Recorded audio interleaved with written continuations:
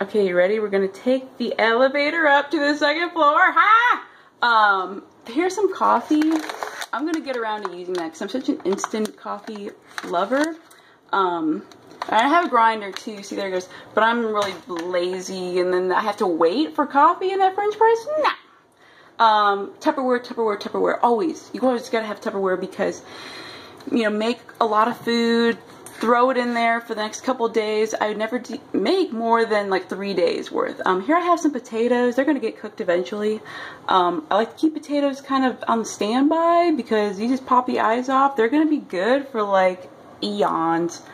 By eons I mean like weeks. So more Tupperware. Here would be the lid to that. It's the French press tumbler, what have you.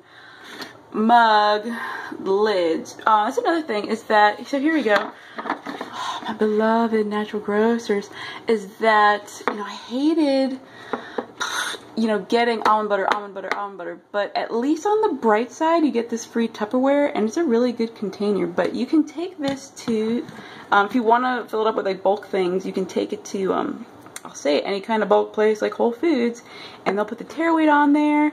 Now when it comes to how do I feel about nuts and nut butters is, you know, nuts have oils in them, and do you want them crushed and then exposed to air, or just exposed to air?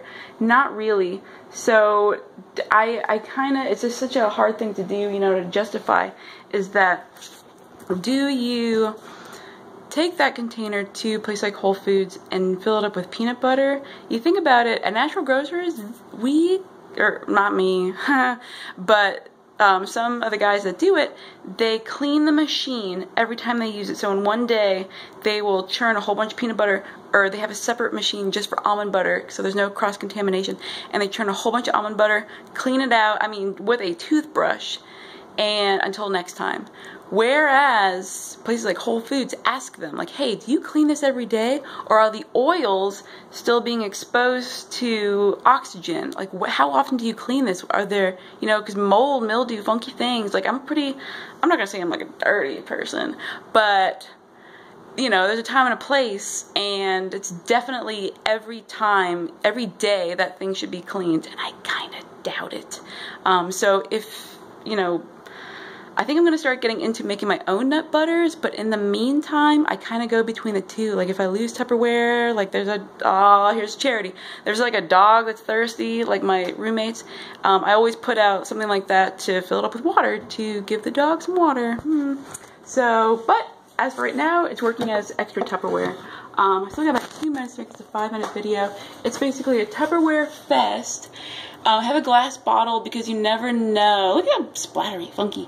But you never know when you need to fill up a container full of water, or goodness knows what, or tea. Like if you don't drink enough of your tea, like the hibiscus and dandelion, cool it, stick it in a glass jar. You don't even have to cool it, just stick it in that glass jar.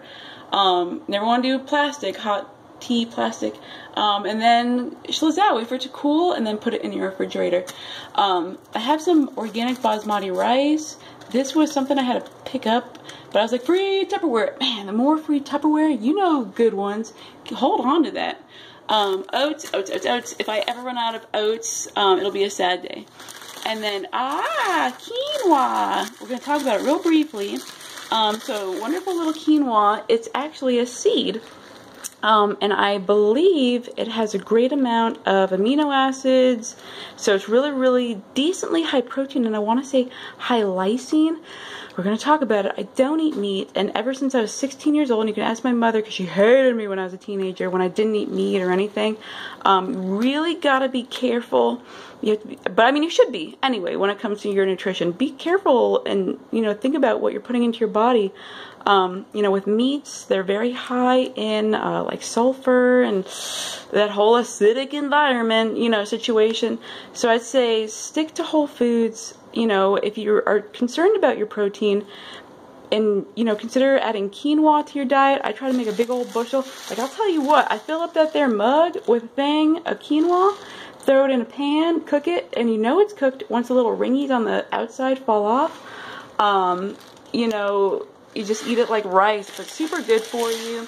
Really last but not least, when I do cook rice, I cook it, let's say today, I'm not going to, but let's say I cook it today, I don't eat it today. I put it in the refrigerator and I let it cool because there's something called resistant starch. People think I'm nuts, but you know, it's true. Look up resistant starch. You can get it from green bananas, or you can cook your rice and then stick it in your fridge. And what that resistant starch does is it's actually like the food for your colon cells. So it's really good for regularity. Lastly, because there ain't nothing in here. No, you know what? There is quite a bit in there. I'm actually going to do another video, a refrigerator 101. So that's it. My bike.